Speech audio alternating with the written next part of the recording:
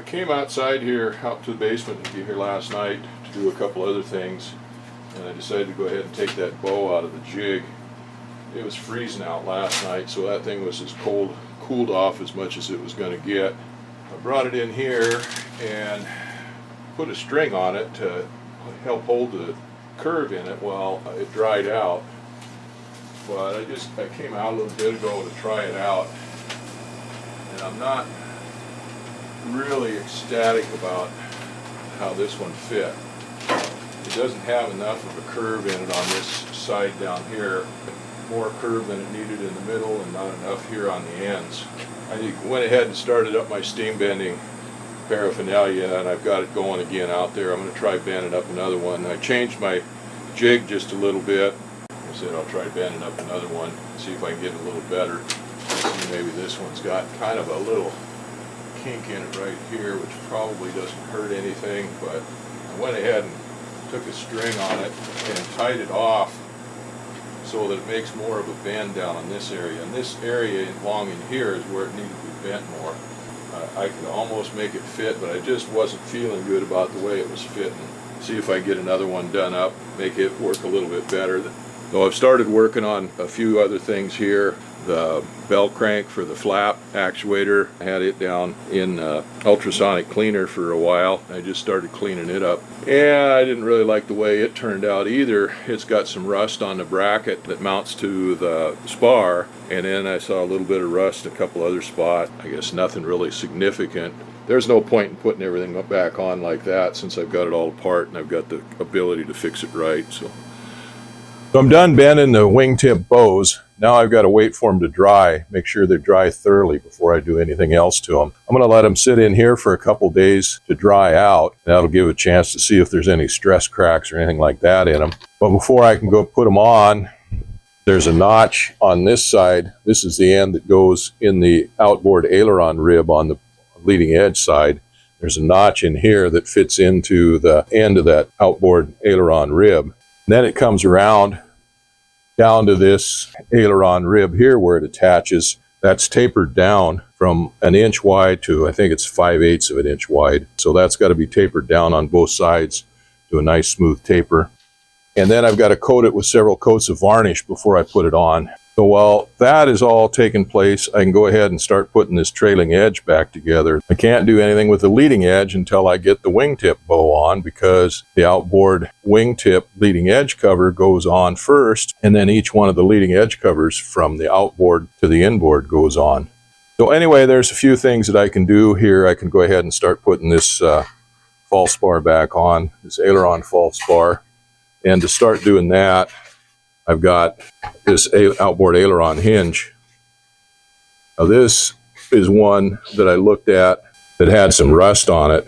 And you'd think the rust would be in here on the inside in this channel, maybe in here where moisture could build up and dirt and stuff builds up on it.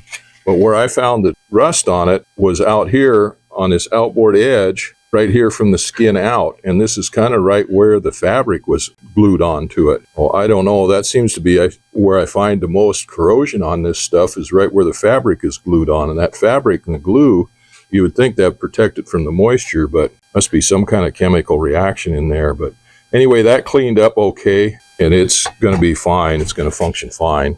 But as I sandblasted this, I found more rust, just flash rust, that was covered up underneath that red oxide paint. And there was mill scale on these and rust in here in several different spots.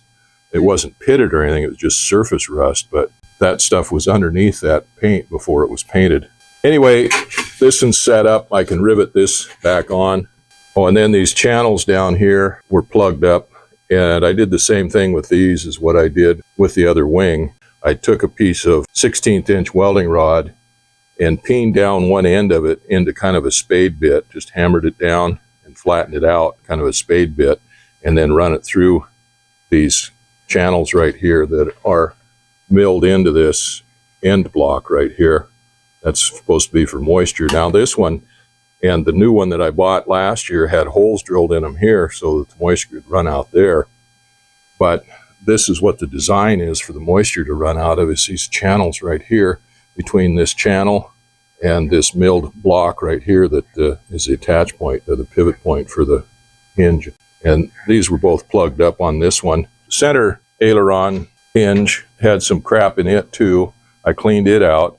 This inboard aileron hinge, this block is not milled like that with that channel in it to allow the moisture to go out, but it does have a weep hole in it here on the bottom. So I'll get those riveted on tomorrow, and then I can bolt those up. And of course, that's got to be all screwed on with number 4 sheet metal screws. I've got new sheet metal screws to put in. I just sorted through all my screws and looked at them. That's one of the things I had to do, is find all my new screws that I had for when I put that other wing on there. I'd put them away, and then I've done so many other things that I didn't remember where I put them away, so I had to dig those out. So this is the inboard flap false bar, and this is the inboard flap hinge. And again, it was the same thing. It had rust right here on the outboard side, or the outside of where this skin is, and this is right where the glue was on there, and the fabric was glued onto it. That's where the rust was on that. There was same thing with this one. It had a little bit of flash rust and stuff, surface rust on the inside underneath the paint. Hadn't pitted or anything. It had obviously been there since the thing was new. And then these channels right here were plugged up, and I got those cleaned out, so they got weep holes in them. Now this one doesn't have a weep hole in the bottom of it.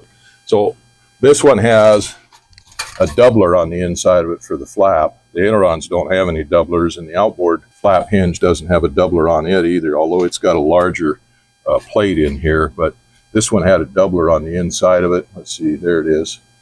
And I took that off, cleaned it all up, alladined it, and painted it with the primer. So there's alladine and primer between this piece and the main skin right here. Now we'll get that riveted on, and then this piece can go on too after I put the bell crank back in and the fuel tank straps.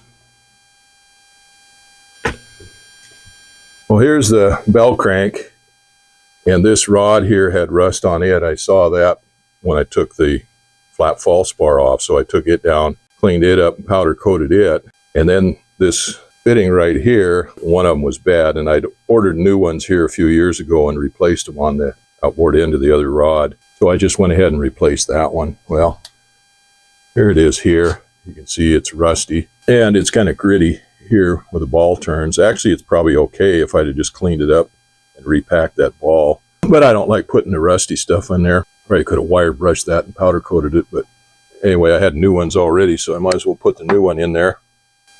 And this is the original spring. On the other wing, the spring was really rusty, so I ordered new springs. I've got another new spring, but this one is the new design spring, where the other wing had the original Piper spring on it, but this spring is in good shape. There's nothing wrong with it. It's got some paint overspray on it here, but the spring is actually fine. Nothing wrong with it at all, so there's no need to put the new one on there. I did put some new hardware in here. This is a special screw that goes in here on this one, and I just cleaned that one up and put it back in, but I'll put new hardware. But this bracket right here where it attaches to the spar, this is where it was rusty, was this thing. So I just took the whole thing apart, cleaned it up, sandblasted it, powder coated it, just like new now, maybe better than new considering the way some of those new parts come.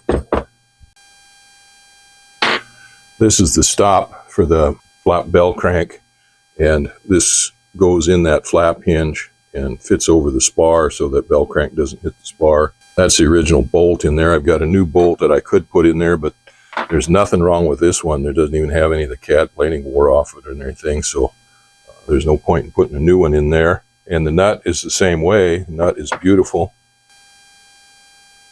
This is the stop for the aileron. This goes on the middle aileron hinge, and this is what stops the aileron from going too far. Actually, you set it up in the torque tube inside the airplane, but this is kind of an overstop on it.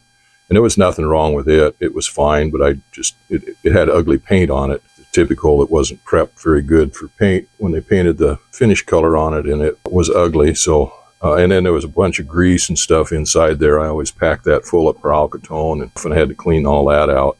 But anyway, I sandblasted that and powder coated that too. It's a small part. Might as well do that and do it right when I'm doing the rest of the stuff. This is one of the brackets that go on the end of the wing spar, and this is what the wingtip bow attaches to. And these were rusty. They weren't pitted or anything, they were just rusty. The paint was flaking off of them. And the screws, here's the screws that hold those onto the spars, those were getting pretty bad. So it was time to take that apart, because rust like this on these screws transfers into the wing spar and causes corrosion there.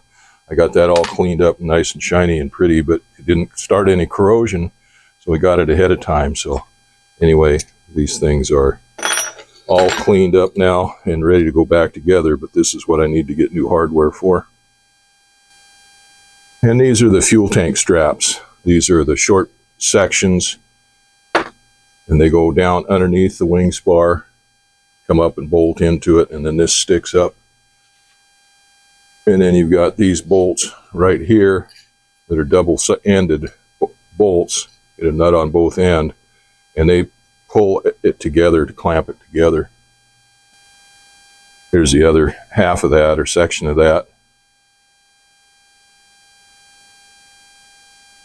Anyway, these were not too bad. One of them, well, there was a little bit of pitting on this one right here, but that didn't affect the spar or anything. What got me, there's a little pitting right here. This section here was pretty rusty on the outside, but on the inside where it went against the spar, it was okay.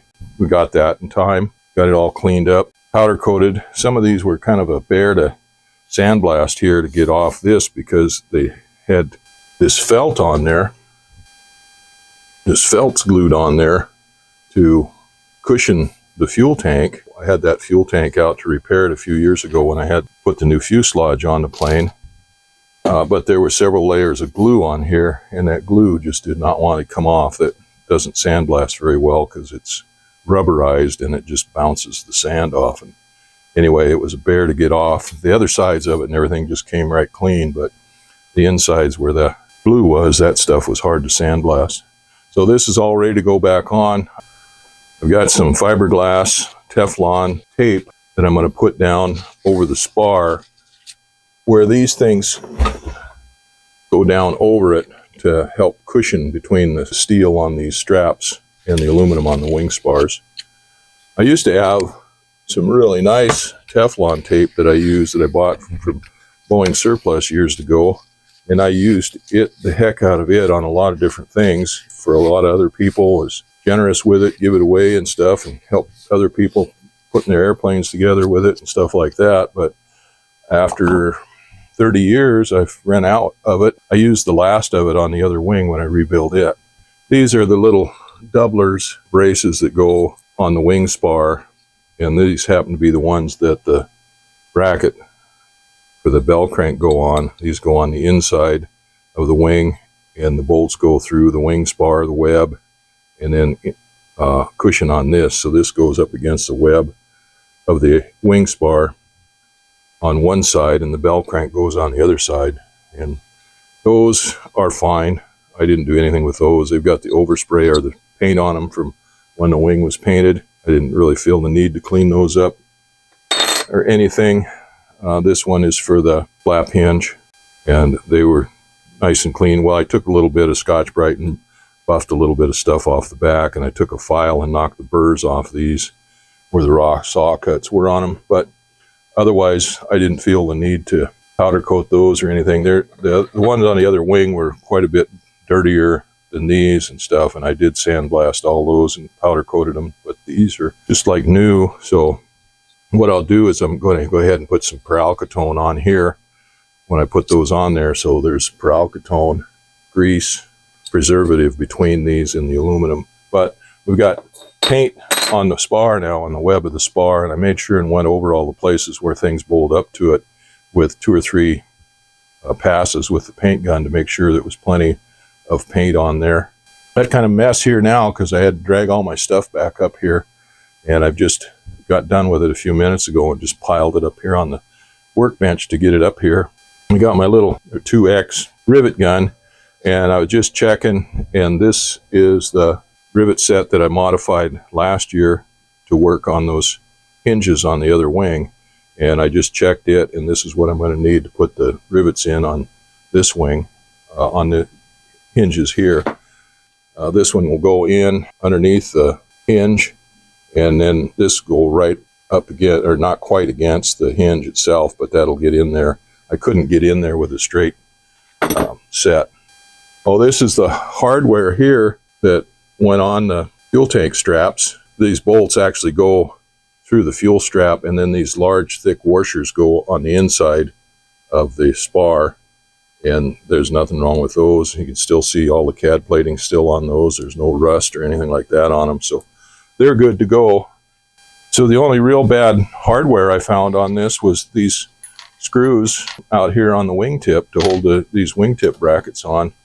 Even the ones in the wingtip bow itself weren't too bad, but I'll put new ones on there anyway. But I thought I had enough of these that I bought last year when I did that other wing, and I probably do still have them somewhere, but I couldn't find them. I looked all over for them, spent way too long looking for them today, so I'll have to go to the hardware store tomorrow and pick up new screws for those. These are just hardware screws. They're not special AN screws or anything like that. They're just 832 panhead screws, and I think these are 1 3/4 inch, and then I need some flathead ones. I need some 832 flathead ones that I think that are 1 inch. It took a little bit of thinking to get everything all figured out, what I needed and stuff.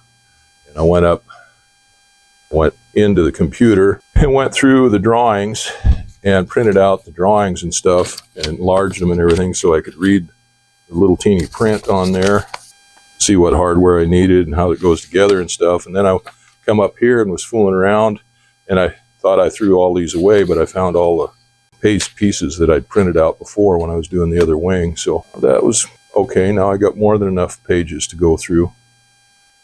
Got some bad news tonight. My wife's brother-in-law called up and said her little brother fell down and he had to take him to the hospital, and they just finally got a diagnosis, and the doctor said he's full of cancer, his body's full of cancer. So we don't know what's going to happen there.